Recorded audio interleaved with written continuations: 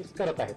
हे जे नाव घेतलं ते नेमकं कोणाशी संबंधित आहे? हे जे नावं आता FIR मध्ये आलेले आहेत, आता तपास करणं सुरू आहे. त्यांना ताब्यात घेतल्यानंतर आम्हाला कळेल माहिती की हे लोक कोण आहेत.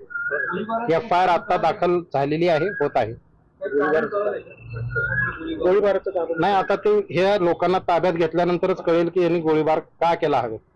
राजकीय नेत्यांची काही आता तपास पुढला सुरू आहे. आमच्याकडे ही नावं प्राप्त आहेत. त्यांना ताब्यात घेतल्यानंतर आम्हाला समजेल पुढे तपासामध्ये की काय. हे प्रकरण दाबण्याचा प्रयत्न केला होता का? कारण घटना होऊन हे प्रकरण दाबण्याचा अजिबात प्रयत्न केला नाही. आम्हाला जेव्हा माहिती मिळाली तेव्हा एकूण 3 कला केंद्र या भागामध्ये आहेत ज्यांना शासन परवाना आहे.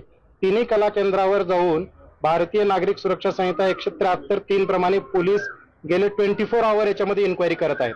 त्यामुळे दाबण्याचा प्रश्न येत नाही. याच्यामध्ये आतापर्यंत आमच्याकडे कोणी विक्टिम आलं नव्हतं, कंप्लेनंट आलं नव्हतं किंवा फायरिंग झाल्याची माहिती कोणी पुढे येऊन आम्हाला देत नव्हतं. हा दाबण्याचा कुठलाही प्रकार नाही आहे. आता आम्ही त्यांना जाऊन विश्वासात घेऊन मग खात्री त्यांना झाल्यानंतर त्यांनी आम्हाला ही माहिती डिस्क्लोज केलेली आहे. त्याच्यामध्ये हवेत फायर झालेला आहे. आता isakal.com आहे देशातील नंबर 1 ची मराठी न्यूज वेबसाईट.